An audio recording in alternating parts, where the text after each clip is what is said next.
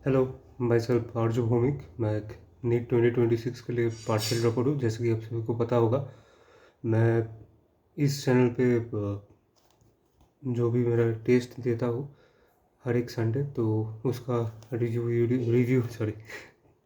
Video आता है। और कैसा पेपर जाता है और कैसा पेपर का लेवल था वो मैं डिस्कस तो नहीं कर पाता, मतलब मैं मेरा पॉइंट ऑफ व्यू से बता देता हूँ। तो पिछले संडे मतलब येस्टरडे, जो कल वाला दिन था, वो हाँ पहले कि शुरू करें, आप सभी को दीपावली का हार्दिक शुभकामनाएं।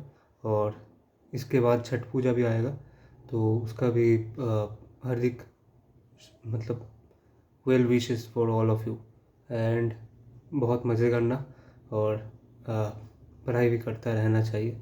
तो मुद्दे पे आते हैं। आप कल वाला जो दिन था उसमें मैं एक टेस्ट दिया था, तो पीडब्ल्यू का टेस्ट था। मतलब प्रैक्टिस टेस्ट ही था, मतलब आरबीटी तो नहीं था। तो क्वेश्चन का लेवल बहुत ज़्यादा कुछ खास नहीं था, और जैसा आकाश का टेस्ट भी होता है वही लेवल का होता है। मतलब उसके तो ज़्यादा नहीं बोलूँगा मैं। फिज़िक्स में थोड़ा बहुत आकाश का लेवल क्रॉस करता है, लेकिन केमिस्ट्री और बायोलॉजी में मैं बोलूँगा आकाश का लेवल मतलब अच्छा रहता है। इसमें थोड़ा बहुत मतलब कभी तो ऊपर जाता है, कभी नीचे जाता है, ऐसा फ्लक्चुएशन होता है। लेकिन आकाश का बायोलॉजी का पेपर बहुत अच्छा जाता है। मैं खुद का एक्सपीरियंस से बोल रहा हूँ। अब अभी तो पार्शियल सिलेबस पे टेस्ट दे रहा हूँ। जब फुल सिलेबस होगा तब आपको ही पता चलेगा। आप अगर देते होगे तो आपको भी पता है, बायोलॉजी में आकाश का टेस्ट का जो लेवल होता है वो बहुत बैलेंस्ड होता है, और वही मतलब ऑप्टिमम लेवल होता है। पीडब्ल्यू का इस टेस्ट में क्वेश्चन का लेवल को बात करूँ तो फिज़िक्स में इजी टू मॉडरेट था। मॉडरेट कहूँगा, नहीं इजी टू मॉडरेट ही होगा। और केमिस्ट्री में इजी, बोटनी और जूलॉजी में कुछ क्वेश्चन, जूलॉजी में एक दो ही क्वेश्चन था, मतलब जो मतलब मेरे को लगा, मतलब सॉलिटरी कंडक्शन वो पहला वाला, मतलब बहुत पुराना वाला एनसीईआरटी में था, मेरे को पता है।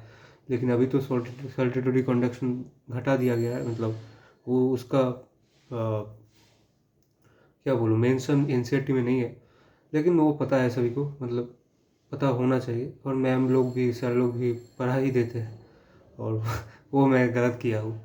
और उसके बाद एक दो क्वेश्चन तो मतलब जो माइलिनेटेड नॉट, मतलब हाँ माइलिनेटेड नॉट फॉर यून में माइलिन शीट का काम क्या होता है, वो जो स्पीड अप हो मतलब इम्पल्स का ट्रांसमिशन जो स्पीड अप करता है, वो भी मैं गलत किया हूँ। तो वो भी पढ़ा देता है। मतलब मैं तो एनसीईआरटी से पूरा रिलाई करा हूँ इस साल, तो एनसीईआरटी में वो वाला पार्ट नहीं है, तो मेरा गलत हो रहा है। मतलब वो ठीक है, मैं एनालिसिस कर लूँगा। मोस्ट प्रोबेबली ये गलती टेस्ट में, मतलब एक्चुअल टेस्ट में 3 घंटे जो होता है वो, उसमें गलती मैं नहीं करूँगा। उसके लिए एनालिसिस करता रहा था, मतलब करता हूँ। ये भी जो वीडियो मैं बना रहा हूँ उसी के लिए। मुद्दे पे आते हैं, तो मेरा जो परफॉर्मेंस हुआ इसमें, मतलब थोड़ा बहुत भरा है नंबर। पिछला वाला जो प्रैक्टिस टेस्ट हुआ था उसमें 665 आया था, मतलब रैंक के हिसाब से 1400 के आसपास था। मतलब नहीं, 1400 के आसपास नहीं था। एक सेकेंड, आरबीटी में तो मतलब हाँ, पीडब्ल्यू प्रैक्टिस टेस्ट 6 में मेरा रैंक था, हाँ 1423, 1423। और उसमें मार्क्स आया था 665। और इसमें थोड़ा बहुत मतलब अच्छा हुआ है प्रोग्रेस, और इसमें आया है 675। अगर आप सब देख सकते हो यहाँ पर 675 है प्रैक्टिस टेस्ट 7, और रैंक हुआ है 821। जिसमें मतलब थोड़ा अच्छा हुआ है, और ये बरकरार रखना पड़ेगा। मतलब अच्छा हुआ है इसका मतलब ये नहीं कि इसके बाद वाला टेस्ट भी बहुत अच्छा होगा। उसके लिए एफर्ट मारना पड़ेगा। और ये वाला तो टेस्ट, मतलब पिछला वाला टेस्ट के ज़्यादा कुछ सिलेबस, फिज़िक्स में मैं बोल सकता हूँ सीओ में रोटेशन, ज़्यादा से ज़्यादा एक ही चैप्टर आया था सॉलिड, मतलब नया चैप्टर। तो करना पड़ेगा। जब सिलेबस बहुत ज़्यादा भागेगा तो दिक्कत आएगा। तो उसमें मैं अफोर्ड नहीं कर सकता कि कोई गलती हो जाए, तो मेरे को अभी से ही स्टेडी रहना पड़ेगा। उसके बाद साथ साथ अब दिवाली का छुट्टी भी है, मैं कोशिश करूँगा कि केमिस्ट्री आईओसी ख़त्म कर दिया जाए, केमिस्ट्री का सिलेबस ख़त्म कर दिया जाए। इसके बाद मेरा कॉलेज भी स्टार्ट होगा, मतलब दिवाली की छुट्टी में भी बहुत ज़्यादा काम दे दिया गया है, तो वो भी कर लूँगा कभी समय मिले तो। और फिज़िक्स में 170 आया, यहाँ पर अब देख सकते होगे 170 COM रोटेशन और सॉलिड में आया था। और केमिस्ट्री में 165 आया, वो भी मेरा जो दो यहाँ पर देख सकते होगे आप 165 केमिस्ट्री में दो जो गलती हुआ है वो सब फैजन्स रूल्स के क्वेश्चन में ही हुआ है। मतलब एक क्वेश्चन मेरा ऐसा था, मेरा अभी भी डाउट है उसमें, which is among the following which is the most covalent character करके, उसमें ऑप्शन दिया था ZnCl2, CdCl2, AgCl2 and CuCl। अगर मैं चार्ज का फैक्टर को ध्यान में रखूँ तो CuCl तो सबसे ज़्यादा सबसे कम होगा, क्योंकि इसमें तो चार्ज सबसे कम है।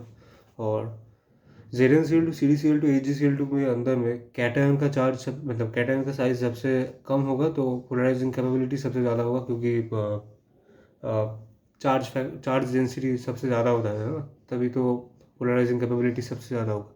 तो आप भी कमेंट कर सकते हो, अगर ZnCl2, CdCl2, AgCl2 की बात करें, ZnCd और Ag में Ag तो सबसे डाउन द ग्रुप होता है, तो साइज तो बढ़ता है, तो चार्ज डेंसिटी सबसे कम होगा ZnCl2, CdCl2, AgCl2। मैं अगर ध्यान में रखूँ कि एफ शील्डिंग बहुत पुअर होता है, तब भी तो CdCl2, AgCl2 इससे ZnCl2 का कम ही होगा, क्योंकि AgCl2 तो Ag का चार्ज क्या बोलते, तो रेडियस सबसे कम होता है। तो अगर देखूँ तो ZnCl2 का सबसे पोलराइजिंग पावर सबसे ज़्यादा होना चाहिए, लेकिन ऑप्शन में दिया था AgCl2। कैसे हो रहा है, आप अगर जानते हो तो नीचे कमेंट करके प्लीज़ मेरे को बताना, ये मेरा अभी भी डाउट है। और उसके बाद एक और था लैटिस एनर्जी का ऑर्डर, मैं वो भी फेजन्स रूल लगा दिया उसमें भी, वो तो होता है lattice energy proportional to Q/R। उसमें एनायन का साइज भी कम होना चाहिए, तो लैटिस एनर्जी बढ़ेगा। इलेक्ट्रोनेगेटिविटी के डिफरेंस से भी मैं बोल सकता हूँ। दिया था lithium fluoride, lithium chloride, lithium bromide और लिथियम आयोडाइड, और मैं लिथियम आयोडाइड में टिक करके आ गया। तो वो तो मेरे को पता चल गया कि कहाँ पर गलती हुआ है, क्योंकि वो तो नोट्स में भी है, लेकिन वो तो सिली मिस्टेक है, वो काम कर लूँगा इसमें। लेकिन ZnCl2, AgCl2 और CdCl2 में मेरा कॉन्सेप्चुअल गलती हुआ है, क्योंकि अभी भी डाउट है उसमें। तो अगर आपको पता है तो ज़रूर से बोलना। और उसके बाद बोटनी में मेरा 170 आया, यहाँ पर 170 कहाँ पर दिखेगा, हाँ 170। और जूलॉजी में भी आया था 170, जूलॉजी में तो दिख रहा है 170। तो टोटल आया 675, और मेरा इसको रैंक हुआ है 821, जैसे कि आपको मैं पहले भी बोला। और ये वाला जो टेस्ट था वो बहुत ज़्यादा कुछ हार्ड नहीं था, और ये बहुत सारे लोग भी टेस्ट नहीं दिया, करीब 32 या फिर 33,000 में देखा कि एग्ज़ाम दिया हुआ है। तो मेरे को और भी वर्क करना पड़ेगा, जो रैंक आया वो हार्ड वर्क की वजह से ही आया, और उसमें भी ये वर्क बरकरार रखना पड़ेगा। तो हाँ, ऐसे ही कुछ गया है पेपर। और आप सभी को कैसा गया है पेपर, हमने कमेंट करके ज़रूर बताना। और फिर से दीपावली का हार्दिक शुभकामनाएं, और ज़रूर से कमेंट करना वो वाला डाउट ज़रूर। Thank you.